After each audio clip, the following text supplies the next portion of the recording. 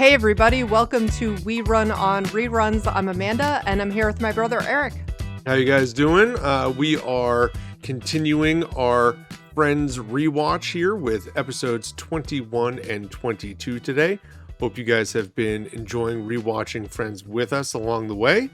Also, just want to give a quick shout out to all those of you who are following us on Instagram and TikTok and YouTube and subscribing and liking the content. We really appreciate it. And again, if you could just hit that like button when you see our stuff up there, we really appreciate all the support. Feel free to repost and share and all that fun stuff. Thank you so much. Yes, thank you. And as Eric said, today we are talking about episodes 21 and 22. But before we get into those, just to recap where we are, in Friends, last week we had Mark and Rachel go on a date, and Ross was obsessing about that date through Joey's peephole. Monica was dating Pete, but wasn't quite attracted to him yet. Joey got a part in a play, but is repeatedly annoyed by the lead, Kate, which Chandler recognized as a sign of attraction. Monica inherited a dollhouse, and Phoebe built her own dollhouse. Meanwhile, Chandler was dating Rachel's boss, who he had a hard time rejecting.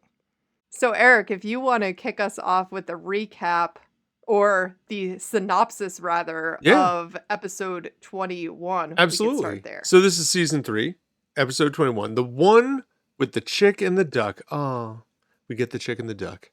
So Joey buys Chandler a pet chick as a gift, but when they believe it's too much to handle, Chandler is tasked with returning it. But instead, he brings back a duck. Ross is supposed to be on a panel at the museum for the Discovery Channel, but spends his time making sure that Rachel is okay. And Monica gets gifted a restaurant by Pete and turns it down, but then realizes she ends up being attracted to him after all and decides to stay. All right. Which one do you want to jump into here? These are all 3 pretty decent stories. They are. I mean, maybe the Joey and Chandler one's the least appealing, just because it's the introduction of the chick and the duck, but that's about it. Yeah, I was just gonna say though, I really like that storyline just because there isn't a lot there, but it is just really funny between the two guys. Oh, it's definitely funny. So, there's no doubt about that. Yeah. It's just maybe has the least long-term effects, potentially. Yes. Yes, yeah, I would agree with that, because while the chick and the duck, well, the chick especially initially is a lot of work, you don't really hear so much about that work too much after this episode. I mean, you get little hints of where they need to be looked after, but it isn't quite as intense as this introduction to them having pets, right? No, I mean, listen, Chandler's got to call off of work just to sit with the chick, which I find crazy, because there's no world like, okay, we just got a dog like 2 years ago. And if I was like, hey, I got to call off because my dog is here now, they would not handle that well. Right. Well, maybe Chandler made up a different reason, or he just was extremely passionate about his needing to stay home and Apparently made a good so. argument. We weren't there for that part of it. We weren't. No, but yes, he said that he needed to stay home from work so someone could stay home to take care of their chick. And, and he said, "You don't think taking care of our chick is work?" Well, to Joey, and I know that's why they introduced that whole dynamic, was because they wanted to have them react to having the chick as though they had like a baby at home. Yes. You know what I mean? And they were the couple caring for the new child, right? So, notice ever since we got this chick, we've been fighting a lot more than we used to. Yeah, the idea that Joey and Chandler are the old married couple in this scene where they're arguing over the kids and the baby and stuff, definitely humorous for sure. I don't. There's something about it. Like I understand why Joey takes on like the dad role and Chandler takes on the mom role, or like your stereotypical dad and mom roles, right? And Mm-hmm. just I don't know. There's something like maybe it's the whole thing. I go back to with the friends in sports, and it's like every now and then there's this weird, you know, there's weird relationship with how they respond to sports. I understand why Joey's like the ladies' man, and so he's got to be the dad figure, and Chandler is always accused of other things, of maybe having a quality, and so therefore he's the female character. I don't know. This scene plays weird to me. I get it, but it Yeah. just plays real weird. Yeah. Yeah. Yeah. I just like when Joey comes home and Chandler is there with Yasmin, who they named the Excellent chick name. Yasmin, and he's like, so by the way, did you know that they were gonna kill little Yasmin if we brought her back? Because he had agreed to then take her back because she was just too much work for them. And he agrees. He's like, that's horrible. And he's like, well, I'm glad you see it that way, because then the duck comes waddling out of the bathroom. I always So find now it they- interesting that he chose like, okay, so I'm going to save a duck too. Like that's such a like Yeah. you didn't want to save a different chick or Right. another type of animal. You went with another bird type. Yes. And I Yes. do like the scene with Right. him punishing the duck out in the hall. Oh my gosh. Yes, I like that too. Because what did the duck do? Well, we don't really know, Did but it we get know it? it's a bad It duck. got it. That is a bad It's a duck. bad- Yeah, because then Ross ends up out in the hall too, and he's like, and what did you do? What did you do? And we will get to that. We will get to that. Although he really didn't do anything. No, Ross did not actually do anything. The other, I mean, real brief line here I do like from Chandler when Phoebe's explaining that they, have to know information about chicks. She's like, well, do you know anything about chicks? And he's Yes. like, Fel? No. Women? No. No. It's like, no, don't really Also, know no. either one of these. Yeah. This is a no for all points. Nope, don't know Yeah, anything. you're right. Yeah, I do like though that Phoebe was extremely concerned though. She's like, wait a second, you guys actually do need to put a lot of care and work into raising this chick. And then I would say I also appreciate the very end of the episode where they have them in the bathtub. Oh, yes. And they're like, oh, maybe it swims. Can a chick swim? And they're like, nope. But doesn't." I do like Joey's response, like, hey, whoa, give him a second. Oh, no. Where it's like, no, you got to let him swim. Let them see if they can make it. If they can't, No. like, listen, you're there, save it. But, like, let them go for it. See if they can do it. Oh, no. But I just like when he takes out the hairdryer, too. Well, that's right. That is not going to go well. No, probably not. That's okay. Got to warm it up. No. So, the next storyline that we could visit Yeah. is with Pete visiting Monica at work. Okay. Surprising her by telling her that he bought a restaurant and he wants her to run it as the head chef. And I like when Monica's telling Rachel about this and she's like, yeah, what a jerk. Offering you a restaurant? That's horrible, But Phoebe is on to Pete right away, right? And so she confronts Pete as she's overhearing him telling Monica, she's like, oh, you've made up a story about meeting someone on the plane, so Monica will take this job. He's like, that's very exciting. Yeah, you went to Japan, made up a woman. Yeah.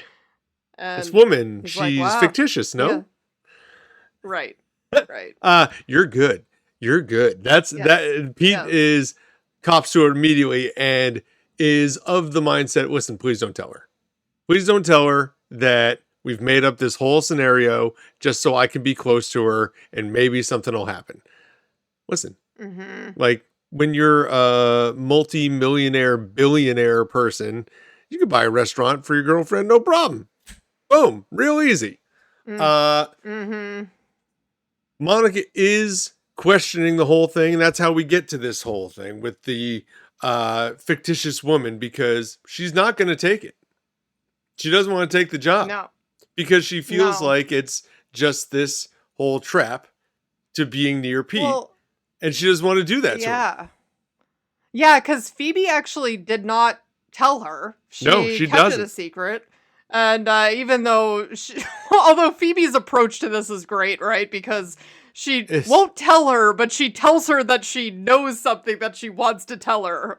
and when they're going back and so, forth. well, you can guess, and Monica's the worst guesser ever. Yeah. By the way. Like, the worst. Yeah. Like, she went through all the friends and then didn't go to Pete, like went to all these other things before. And then when she got to Pete, it's like, okay, is it something to do with Pete's company? No. You're never going to get it. It's like, why would it be about Pete's company? Why would Phoebe have that insider information about Moss 365, 865? Well, I guess you wouldn't expect Phoebe to have this inside information on this either, but still, right? It doesn't I would imagine that she would know something about their relationship more than his business acumen. Yeah. Unless she read it somewhere, I don't know, but yeah, it's I just love that line where Monica is like, "Does it involve clogs or claws? Wait, which one? Clogs? No. Claws? No. Claws? No. You're so close." And then, just go. You're never going to get it. Never going to get it. But, never going to get it. And she's not. She's the worst guesser ever. She's not. No, she's not. But then immediately she did understand that when Pete gave her the hug, she could tell that he was like smelling her hair or something, and that he probably held the hug a little bit too long. And she was onto him and confronts him about it. But this is where it gets really interesting for me. Okay, this whole story makes a ton of sense, and then right at the end, what is it? Does he kiss her? I think he kisses her briefly, or she kisses him briefly. It's like a last ditch effort, I think, on his part. But I'm thinking, like, they've gone on this many dates and they've never even like kissed. That's what I'm getting to. That's what I'm getting to, right? Like, they have this like brief 3-second kiss, and then Monica's like, whoa, hold on a second. Kisses him again a little bit longer, and is like, oh my God, I am attracted to you. Like, what? Right. This is where I say, how bad does she really just want this restaurant, right? Like, is she just in this now for the restaurant suddenly? Doesn't find him attractive at all, says it to his face, turns down the restaurant. Then it's like, wait a minute, if I find him attractive, this restaurant materializes. And I know that's not the way that Friends is going to paint it, but I'm just saying, it's not outside the box. It's a bad look for Monica. And I find it just really odd that, like I said last week too, that it was like, why is she continuing to go out with him if she seems so adamant that she's not attracted to him? And then if he was so chasing her, you'd think he would have tried to like attempt at giving her a kiss before it was like the end of the road and he was just, moving on. Okay. And we have seen Monica like tussle Pete's hair and say things like, I'm running out of places to touch him. And just thinking to myself, okay, I have seen all of the friends kiss a significant other that they dated for like single episode. Yeah. Pete has now been in multiple episodes. You haven't kissed him once? That's so hard to believe. Yeah, this just drives home my point even further that to whoever it was that said that Monica and Richard had the worst relationship on Friends. Pete and Monica are already ahead of that. Hey, if that was you and you're listening, I apologize. I could not like re-find the source. So I know you're out there, and I'm sorry I can't give you credit for it, but it did catch my eye. And at some point, I think we're going to have to make our own lists, and that'll be a lot of fun. Yeah, it will be, because that got us. We've been having multiple behind the scenes conversations about this now, because now I'm just wanting to make a whole spreadsheet of all the relationships and Oh, totally nerd oh, out we about can do that. that. We can Yeah. do that. Yeah, so absolutely. I mean, that's coming. It's in the pipeline. Where we'll Yeah. put those episodes, who knows? But they're down the line. Yeah. Okay, so now let's This jump last. into the Ross and Rachel side of this. Yeah. Yeah. And I have to say, I'm going to fast forward a little bit here, just because I Hmm. really have a question that I want to point to. Because, Okay. you know, we get, just to recap this storyline quickly, we get Ross, who has got this museum gig where he is then going to be on the Discovery Channel, and they Hmm. do the whole thing with the white suits, and he's come in and sees that Rachel is hurt from, what is it? Oh, it was from Phoebe Monica's tripped roller her. skating. Monica Yeah. like tripped roller skating into her because they put the roller skates Oh yeah, at Monica the tripped her. Yeah. Yeah. diner. Yeah. Yeah. So then so she's injured, probably broke a rib, and basically she doesn't know that this Discovery Channel shoot exists because he was never able to tell them because they were too busy making fun of his white suit. And so she's just asking for help along the way. And of course, Ross, being the selfless, good friend that he is trying to help Rachel. And clearly, he obviously still has feelings for her, but he's trying to help her and is sacrificing his own professional gain to do it. And as we get to the end, we get to this moment where where Rachel basically is admitting she needs to go to the hospital. Hmm. And Ross is like, okay, I will get you a cab, no problem. She's like, wait. You're not going to come with me? Hmm. And there's like this real quiet moment for a second. And then Ross is like, of course I am. I just got to make a couple phone calls. Where he's just now canceling on his big Hmm. break. Hmm. And I have to ask you before I give my thoughts, because I always want to hear yours before mine. What is your thought on Ross, canceling and being with Rachel to help get her to the hospital? Well, I think it's very generous of him, but I actually think that he probably should have also. Well, okay, so Yeah. it's obviously. Coming with the good questions. I am So the today. thing is, right? It's like big picture. If his goal is that he wants to be with Rachel, I think that.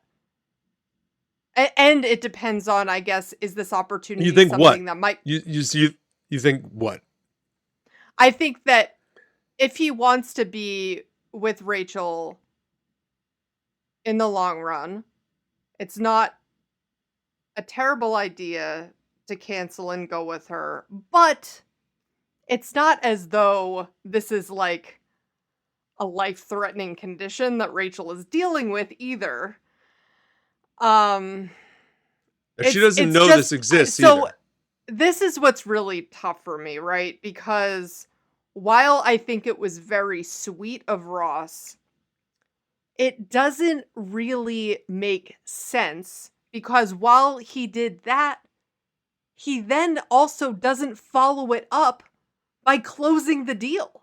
Like, at the end of this episode, the window is open for Yeah. Ross. You could tell she's looking at him like, wow, that was so sweet. Like, he could have kissed her in that moment. Could have. He could have said, this is because I love you in that moment. Like, I want to be with you, and just put himself fully out there, because now he's gone through he's missed this important work thing.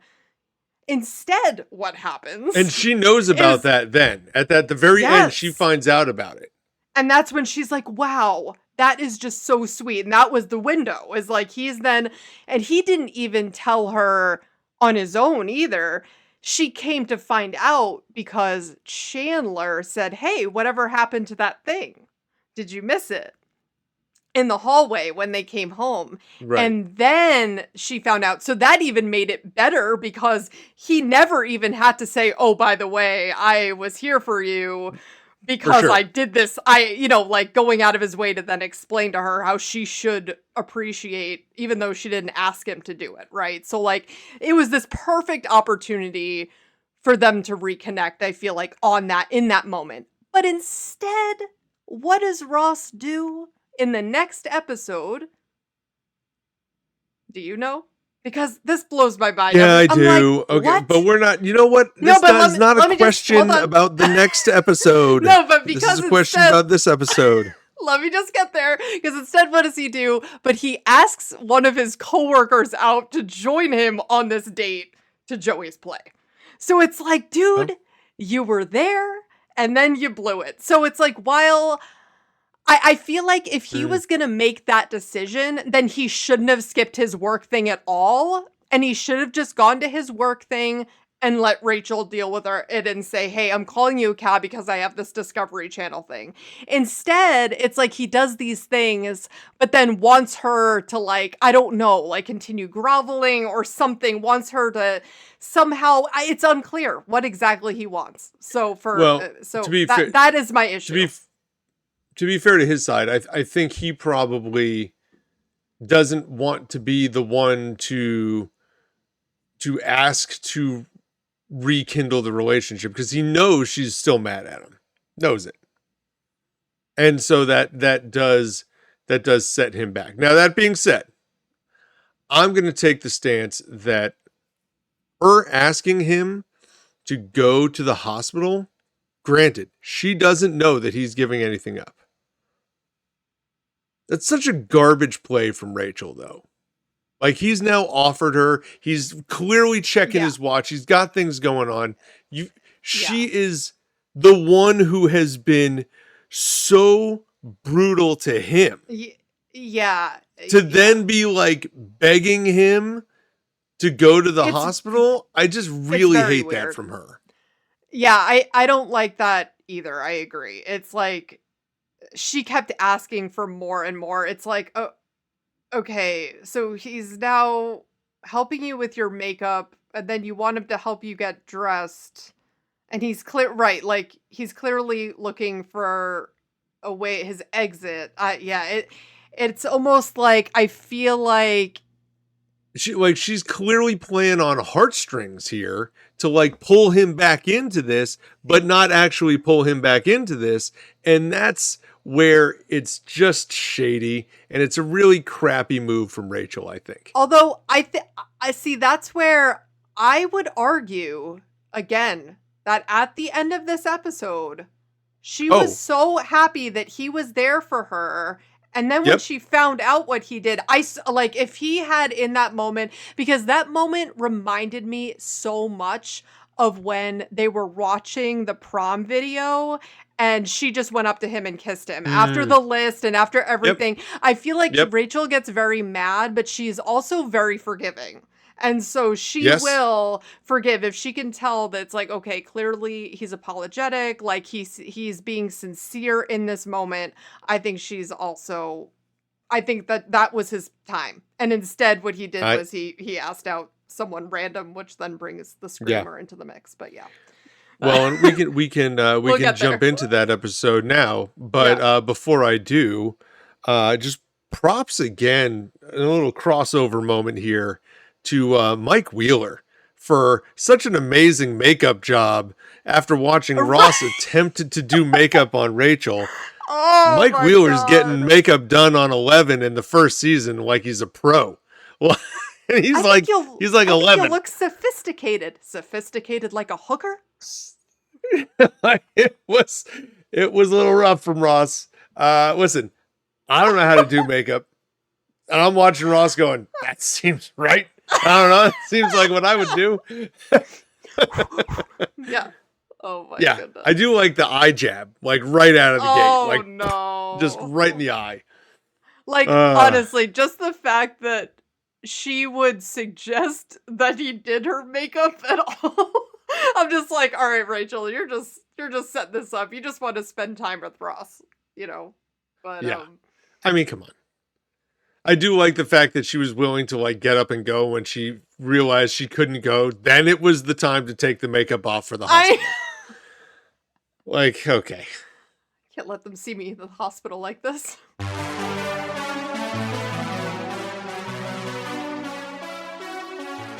So now we're going to jump into season 3, episode 22. This is The One with the Screamer, where Ross brings a date to see Joey's play, and Rachel has to scramble to find one on her own. But Ross becomes obsessed with her date after watching him snap on some other patrons at the theater. Phoebe is trying to get in touch with the company about her phone, but can't seem to get off of hold. And Joey takes care of Kate after her breakup with the director. But when she decides to leave town for a new job, Joey has to head to Blargon 7. So I guess we should just cover this Phoebe phone piece first because get it right out of the way. Although lifts right out. Lifts right out the Phoebe story. But the part where Phoebe is struggling to get into the sweater cracks me up every time. It's simple. That's funny. But it stays with me where she's like struggling to get through and then realizes her head is in the sleeve and she's like, Monica, I'm scared. Monica has to help and her. You know what's funny? What's funny about that is I don't think we've seen Phoebe do like a lot of physical comedy in that area. Yeah. You know, she's done a lot of other stuff. A lot of her lines are very quirky and awkward, and that's kind of a lot of her humor in this. Yeah. But that sort of physical comedy, I don't know that we see that a ton. It's really good to see. She was funny. It was great. Yeah, she's really funny. Small part. Yeah, and you know, when they realize Phoebe, 800 is toll free. 801 is Utah, says Ross. And I'm thinking, Ross, where the heck are you pulling that out of? Like, how do you know just off the top of your head that 801 is Utah? That just stood out to me. Well, right. Who doesn't know the area codes by heart? What? It's like, not my job description, so right? Especially somebody's, I'm sure, but not mine. Especially like New York alone probably has like 10 different area codes. Oh, for sure. So I just found that funny. But every big phone company is an 800 number. Every big Utah-based company is. She's like, I'm so sorry. I'll call you. I'll pay you back. I'll pay you back. I'll pay you back. Yeah. And then I like Chandler's like, well, and she's still on the phone. She's still on the phone. Hang up the phone. Yes. Then she destroys the phone. Yes. So, Eric, what did you like the most about this Kate and Joey storyline? Because I know that you're a fan of this. Yes. This storyline. Okay, this is the moment. Yeah. This is the whole moment, right? The Kate and Joey story. Last week, I was listening back to our episode to see where we settled on, because I know we were kicking it back and forth. It was like, is it 6 episodes? Is it 4 episodes? Yes. Like, how many episodes is this story play for? It plays for 4. Yes. Okay, and really, in the last episode, we don't see it at all. So it's 4 episodes, but it's really only in 3. Yeah, that's true. I just love the design of making it look like some small town play. Even in this episode, it's all about like, they go to the play, the friends watch the play, we're at the cast party after the play. No like hints that this is some insane weird play about some sort of space travel. It all looks like it just takes place in a living room somewhere.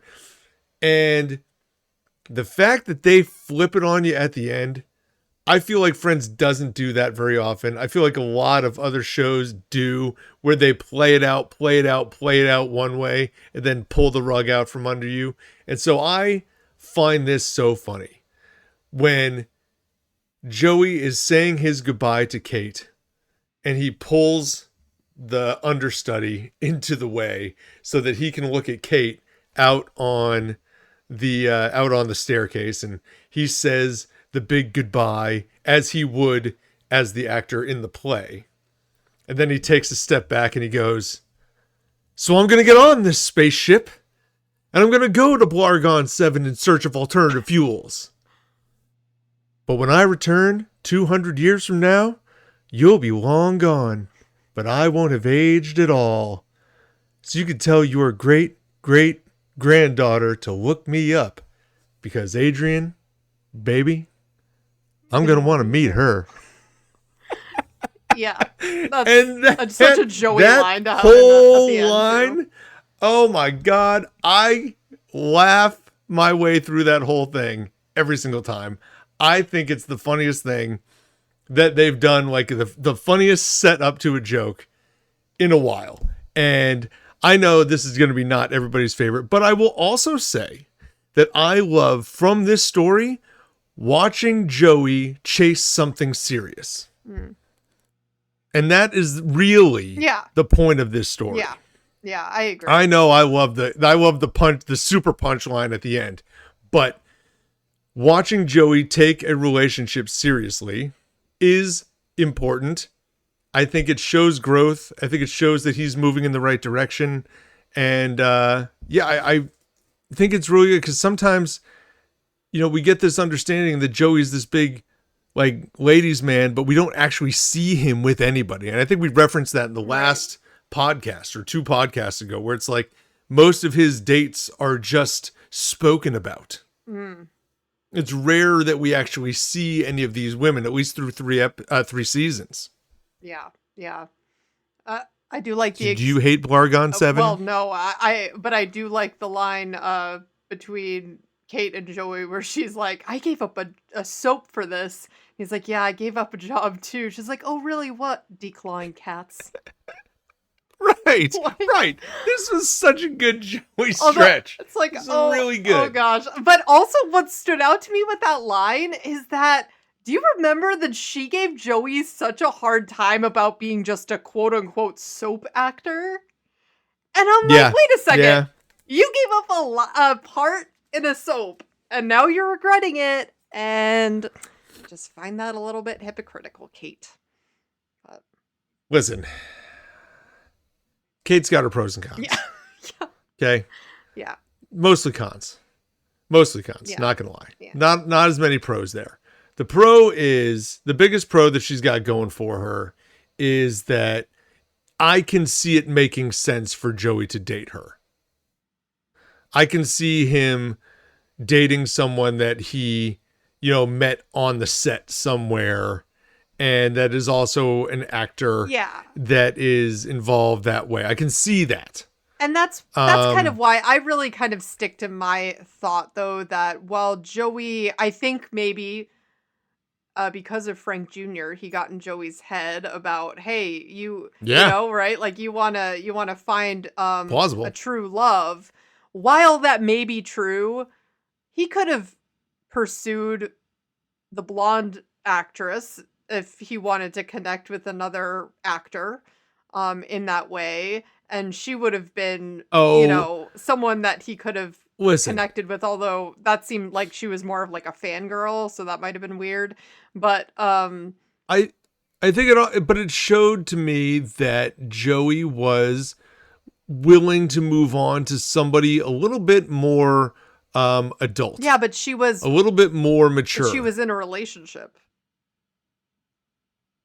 Yeah. Just saying. Listen. What? What is this girl's name? The blonde understudy's name? I always forget. Gosh. Is it like Erica or you Erin wanted to or call something her like Erica, that? I feel like hold up. I did. I keep wanting to say that. I don't think that's right, but I'm sure Tina's yelling at the radio right now because she's listening to this on a recording somewhere and yelling the correct answer while I try to scramble and find it. But that girl, understudy lady, Caitlin. Got it. Caitlin. It's Caitlin. Yeah. Her name was Caitlin? And if you look and on the other girl's name is Kate? Really? Is that true? Has to be, right? I don't know. Oh, no. It's Lauren. She doesn't have the picture. Caitlin is Caitlin's Ross's date. Okay, I'm like, that Caitlin would is have Ross's been date. really weird Lauren is the choice for the writer stuff. That's true. Yeah. Good call. It's Lauren. Lauren, okay. Lauren, not Erica. Yes. Okay. Lauren she's just immature. And she's just a fan. And she's not, Kate represents somebody who is a little bit more put together. Like a little bit more ready to have something serious. Lauren does not appear that way at all. Not yet, anyway. And so for Joey to pass on Lauren and chase Kate, even though you're right, she's a little less attainable, although she's very available at the end of the episode before she moves. Yeah. Make it like it is a much better fit. And I like watching him go through the struggle, and especially go through the struggle of also, hey, I really like this girl, but I can't date her because she's already available. And usually he could just win over all the girls, or at least that's the appearance that we've been told, that he can just get whoever he wants all the time. And now he can't. True. And that's hard. Well, the best part of this episode, though, is definitely the whole Tommy situation. Rachel's date.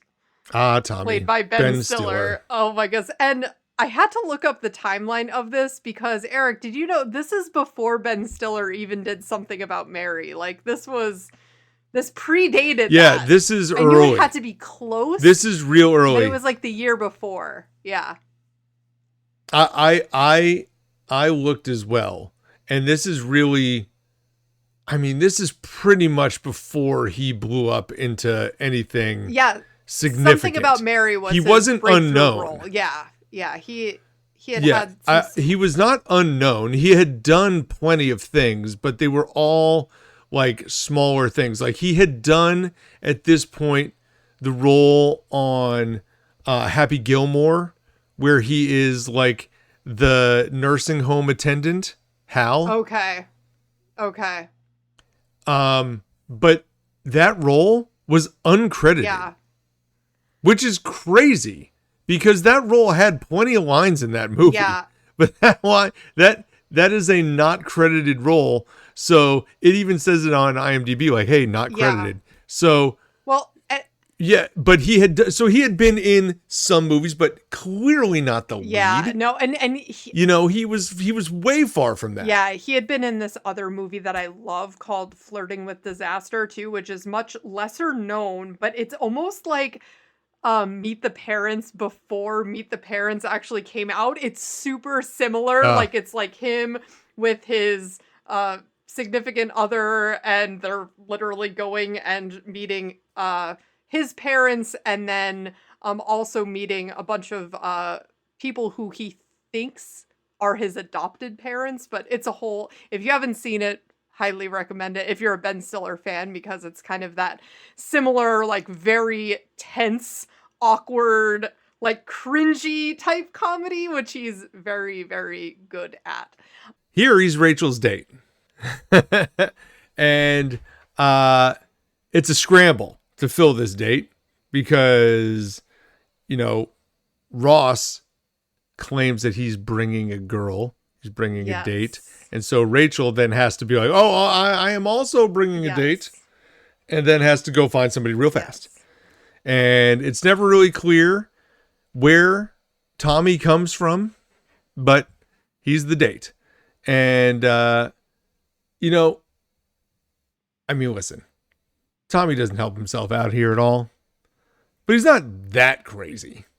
But he does just snap, and he seems like perfectly pleasant all the rest of the time. Yeah, I would say that makes him extremely crazy, right? Because if you have someone who's just walking around, he seems like, great, like 98% of the time, and then he just like snaps and is like an insane person for 2 seconds. Oh my gosh. You thought?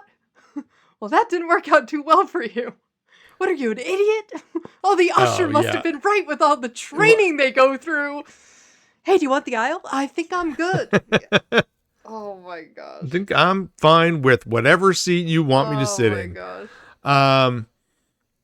Yeah, it's just and then the irony is now we get stuck watching Ross obsess over Rachel's date. And Ross is just stuck in this trap where, as you're saying, he could have done something about this in the previous episode. He missed that opportunity. In fact, he could have just asked Rachel to be the date to this thing. Or just not invited this woman who he clearly just ignored anyway the whole time they were there.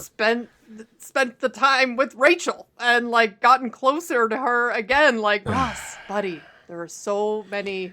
It's not a good opportunity here for Ross, but it does culminate. It's funny watching Ben Stiller.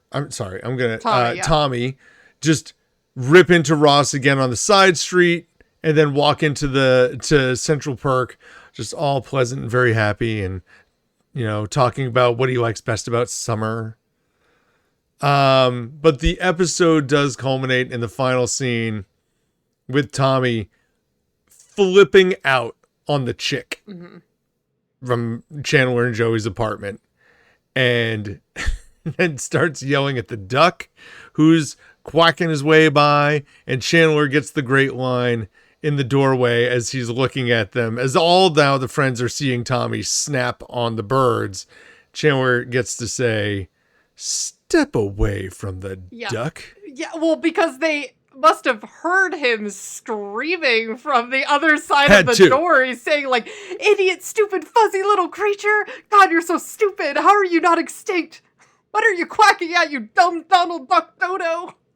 And then he turns around and, like, all the friends are just standing just watching him. Well, because this is after Ross was trying to, like, manufacture him flipping out again unsuccessfully, right? Whoa, because when he had bumped into him, because that's the thing too, right, Eric, is that Ross is telling Rachel, "Hey, your boyfriend," or not your boyfriend, but Tommy is crazy. Like, you should watch out for him. And she's like, "Oh, how about I just stay away from all men," right? Because, it's almost giving her this opportunity to say, like, "Ross, you're just being jealous," instead of him. And it's like, he's trying to actually do a good thing here, because Tommy does seem totally nuts, but it's just coming off completely wrong, because again, instead of him just asking her out, he had to go through this whole thing. And what about Chandler? And Chandler's piling on, because he's like, yeah, I mean, at the end of the play, he just got up and he just started banging his hands together. Yes, right, exactly. So when he's just like, "All right, guys, whatever," and he starts backing out of the Central Perk, and he bumps into Tom, and he's like, "What is in the cup, Ross? Coffee? Iced coffee? Hot coffee?" Tell me it's iced coffee. And it's like, so when he's trying to then recreate that moment at the apartment, and he's unsuccessful in doing that, because in front of everyone else, Tommy's just like, "Oh, no worries, it's just some coffee, it's no problem at all, you can bump right into me." Well, Ross, it's not working out for you, buddy. This is what happens. Did not work out well there. No, not at all.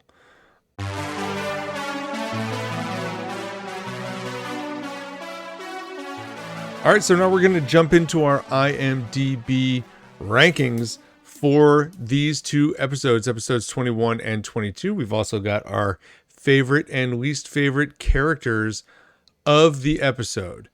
I'm going to jump in because I feel like I made it very obvious who my least favorite character is. Maybe I didn't, but I'm going to stick with it. I'm going to say Rachel. Rachel, her treatment of Ross through the first episode here, where she's just kind of leading him into like, "Hey, help me out, and just leaning on his past relationship with her without actually saying it she's really playing on those heartstrings to get help. And then he has to give up his opportunity to be on the Discovery Channel for this. I really dislike how that goes. And then in the second one, the one with the screamer, I don't know that she did necessarily anything worth noting. So I'm going to stick with Rachel.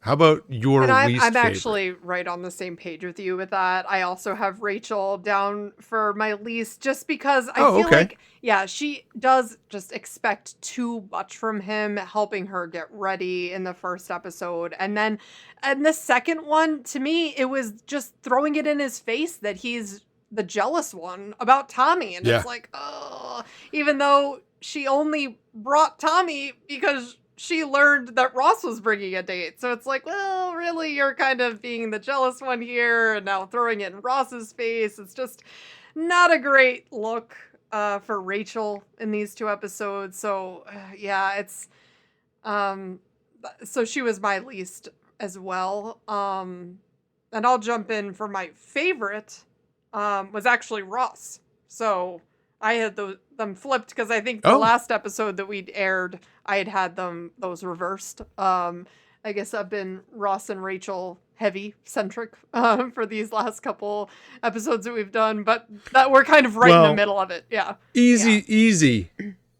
Yeah, easy to be that way for ever since the breakup episode to now.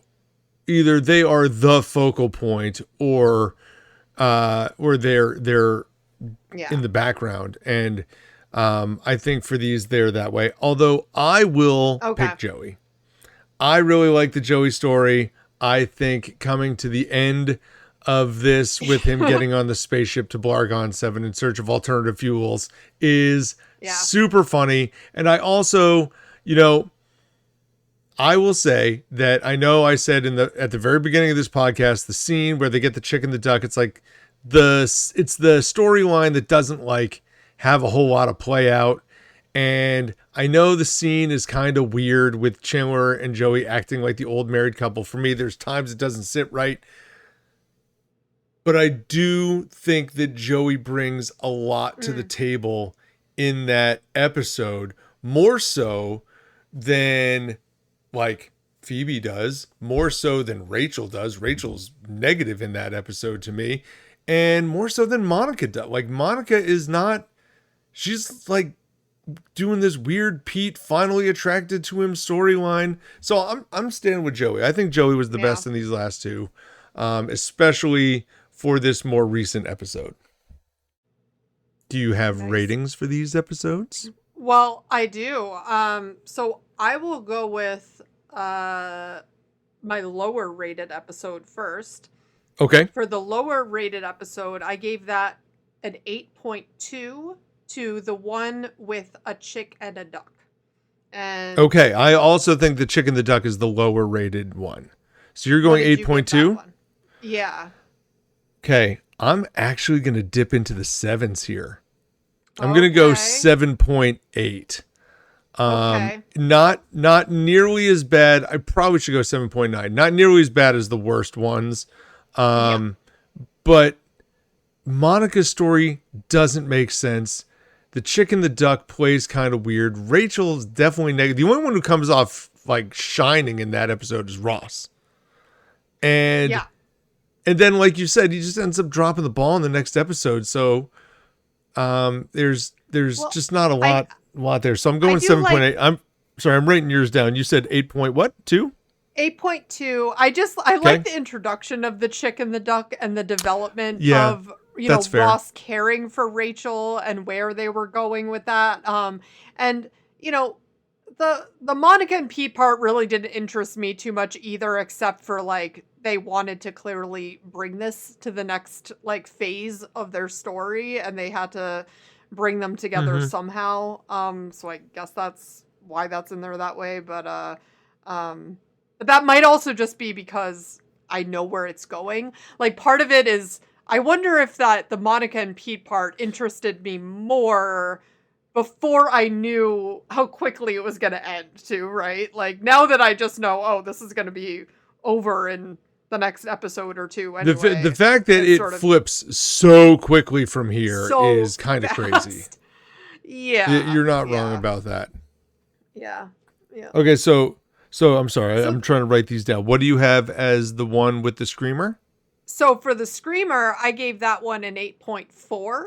8.4. But honestly, that's just, I really rated that one high just because I love Ben Stiller in that one. And that's really the only time we ever get to see him on Friends. And It is. I have, could watch that episode, the parts with him, and like, especially at the end, him yelling, "You think Donald Dodo?"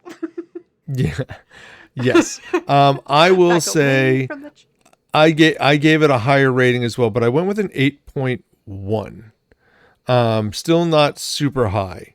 And I'm interested to see what the ratings are because as I'm tracking them on paper, let's see what we got here. So,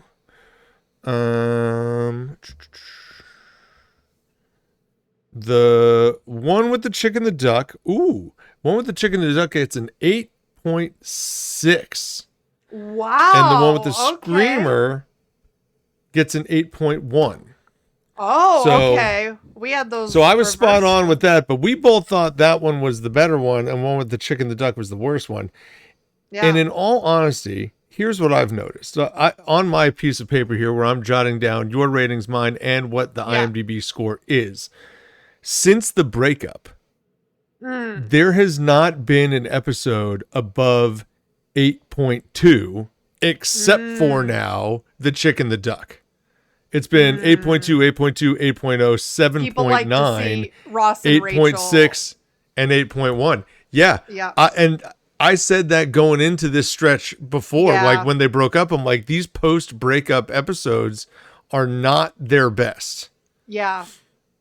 Yeah. And I think it's just got this weird, awkward vibe after seeing Ross and Rachel, together and seeing what's going on there and everyone else playing off around that. The awkward tension just seems like not something I'm interested in, a little bit less. And, the stories do not necessarily connect very well either. Like they don't exactly have their best storylines going forward here. Everyone seems to be kind of in this holding pattern outside of Joey having like a 4-episode play situation and Pete hanging around. Yeah. No one else is doing anything like long term. Yeah. Yeah, it's true. No, I'm just thinking to myself, but then we go for like such a long stretch where I'm sure the ratings spike again, but we have to. Then we have years without Ross and Rachel even being together, right? So it's like, I think it must be like other I think it's just that are just No, I think it's literally just the like early ones after. And I'll say this, I'm just going to put this out there. Chicken and Duck at 8.6. I'm sorry. That's just not right. Like, I think there are people who looked and said, "Oh, Chicken and Duck, 10." Like, that episode is not that good. It's just not. Well, so I had a couple instances. If you voted higher than 8.6, if you gave that a 9 or a 10, you're wrong. You're wrong. Well, now, I know my wife probably went through and clicked on 10 on all of them. Because she's that Friends fan. Mm-hmm, just boop, boop, boop, boop, boop. I don't know if she did or didn't. She probably is right now. But yeah, I mean, that's a fair guess. So I had a couple instances between watching these episodes and ones that we have coming up later on in the week where the title kind of threw me off a little bit. And one of them was the one with the chick and the duck. I was like, wait a second. Is this the one with Mr. Trigger? With Trigger? Where he thinks that, but I'm like, wait, no, because they don't even have the chick and the duck yet. So this is actually the introduction of them, but that's what Mr. Trigger actually calls them. Wait, I thought you were the chick and you were the duck. I'll say this about Trigger. He's around so rarely. Mm-hmm. I felt like he was around a lot in some of the early episodes, and he's just not. Yeah, he's really he's only only in been like around, like, 3 twice. episodes. Yeah, I think Yeah. there's probably 3 total episodes that he's in. But it feels like Yeah, he's just I there. feel like Yeah. felt like he would be like in the hallway more often or something, but apparently not.